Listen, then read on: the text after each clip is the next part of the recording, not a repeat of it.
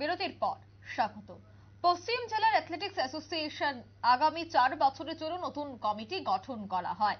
সভাপতি হয়েছেন আগরতলা 39 নম্বর ওয়ার্ডের কর্পোরেটর ক্রীড়াপ্রেমী অলোক রায় এবং যার সম্পাদক হিসেবে রয়েছেন অ্যাথলেটিক কোচ কামাল হোসেন। পশ্চিম জেলার অন্তর্গত 3টি সাব ডিভিশন মিলে 35 জনের এই কমিটি গঠন করা হয়েছে। আগামী 4 বছরের জন্য তাদের লক্ষ্য অ্যাথলেটিক্সকে আরো সামনের দিকে এগিয়ে নিয়ে যাওয়া এবং খেলোয়াড়দের উন্নত মানের প্রশিক্ষণের ব্যবস্থা করা হবে বলে নতুন সম্পাদক এবং সভাপতি আগরতলা এনএসএসআরসিসি হলে অনুষ্ঠিত এই বার্ষিক সভায় তুলে ধরেছে।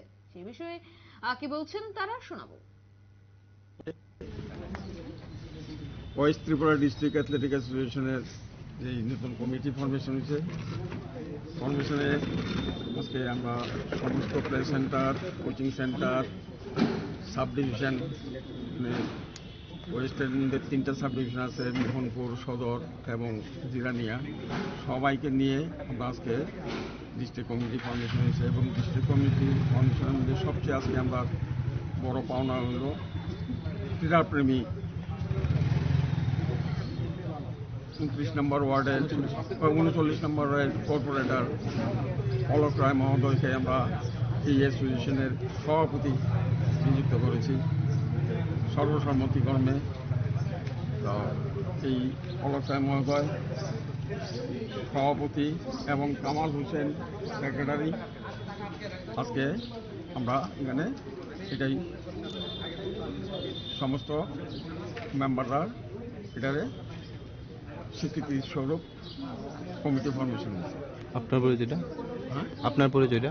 আমি শঙ্করলাল ভট্টাচার্য, প্রাক্তন ওয়েস্ট ডিস্ট্রিক্ট অ্যাথলেটিক্সের প্রেসিডেন্ট আর স্টেট অ্যাসোসিয়েশনের ভাইস প্রেসিডেন্ট।